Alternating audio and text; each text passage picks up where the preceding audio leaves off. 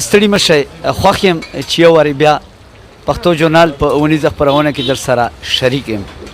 خیبر کې د ژمي موسم شروع کېدو سره سم په ترسکونو خوراکونو کې زیاتوالی راغلی او په تیره بیا د کباب خوشبو چې په سړي ولګي نو مجبور شي چې د کباب دکان ته ننوځي او کباب وخوري. د هر ځای خپل کباب مشهور وي، لکه جلال آباد کې ادم خان استاد، په پېښور کې جلیل، همداسې د تارو جبې او د تخبې کبابونه هم ډېر مزهناک دي. په خیبر کې بیا د سلیمان کباب دکان او کبابي ځان ته یو ځانګړی خوند لري. نن مو خیبر نه تاسو سره د کباب په اړه راپور شریکوو. پښتو ژورنال سره تر پایه پاتې شئ. کباب چې د پارسۍ ژبې توری دی، پارسیوان هغې غوښې ته وایي کومه چې په سیخ کې پخه شي، خو بله اړخته پښتانه بیا کباب هغې ته وایي چې د غوښې نه قیمه جوړه کړي او ورسره جوار، پیاز، رومیان، وچه دڼیا او همداسې نورې مسالې ورکې ګډې کړي او ګرد ټیکلی ترې جوړ کړي او په یوه غټه کړایي کې پوخ کړي. پښتون میشته سیمو خلک یې ډېر په شوق خوري. یو ځایي تن پښتو ژورنال ته داسې وویل: نعوذ بالله من الشیطان الرجیم، بسم الله الرحمن الرحیم. زما نوم ارمان دی او موږ راغلي یو د خپلو ملګرو سره او دا کباب خورو. ډېر ښایسته کباب دی، ډېره ښه ذایقه یې. موږ تاسو ته هم خواسته چې تاسو راشئ او دغه ذایقه چک کړئ او دا وخورئ او خوند تر وخت دی.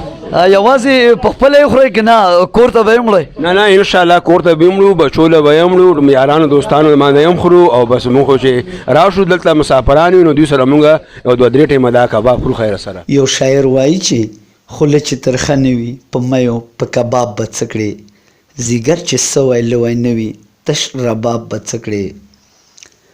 چې کله هم خیبر سیمې ته سیلګري راشي نو یو وارې د کباب خوړلو نه بغیر نشي پاتې کېدی. یو تن چې د اسلام آباد څخه د تورخم لیدو ته راغلی و پښتو ژورنال ته یې داسې وویل: السلام علیکم. वालेकुम अस्सलाम. किधर से आए सर जी? अगर वो पख्तो जर्नल वालों को बता दिए. हम इस्लामाबाद से आए हैं और तुरखम बॉर्डर जा रहे थे. लंडी कोतल के कबाब के बारे में सुना था तो इसलिए स्पेशल यहाँ आए हैं इन कबाब खाने के लिए. मज़ा आया या नहीं सर? हाँ बहुत अच्छे है, टेस्टी है. पेशावर में भी हमने खाए हैं लेकिन ये उससे भी बेहतर है. अच्छा शुक्रिया. یوازې کابل او پېښور کې نه اروپا کې میشت پښتانه هم د کباب شوق لري. چې کله هم څوک د اروپا په سفر ځي نو اروپا میشتو پښتنو لپاره په ډالۍ کې کباب وړي. پاړی د کباب جوړولو والا پښتو ژورنال ته داسې وویل: یاره د هر ځینم خلک راځي، څوک وایي چې ملیشیا له وړم، څوک وایي دوبۍ له وړم، څوک وایي سعودي له وړم، څوک وایي کشمیر له وړم، څوک وایي کراچۍ له وړم، اسلام آباد له وړم. ما نه خلکو غوښته سلیمان کباب او هغه ځای له وړو. موږ په هر ځای کې کتلي، لکه په جلال آباد ښار کې ادم خان هغه هم چاغ دی. تارو جبه کې ما کبابي لیدلی، کړی ته ناست هم چاغ دی. ستاسې دا کبابي ولې کمزوری باډر؟ دا ورزش ډېر کوي او چې ورزش څوک نه کوي هغه غټېږي، چې ورزش کوي خو بیا نه غټېږي. دا د ورزش وجه ده. حالانکه کړی ته چاغ سړی ډېره مزه کوي، هغه کې بیل یو خوند دی. زمونږ نه چې دوی نه ګرځېده بیا به ورزش یې نه کوله دوی به هم غټېده، خو ورزش کوي نه غټېږي. ځکه که خوراکونو باندې شي کوم خوراک چې دوی کوي هېڅوک هم نه کوي. ډېره مننه.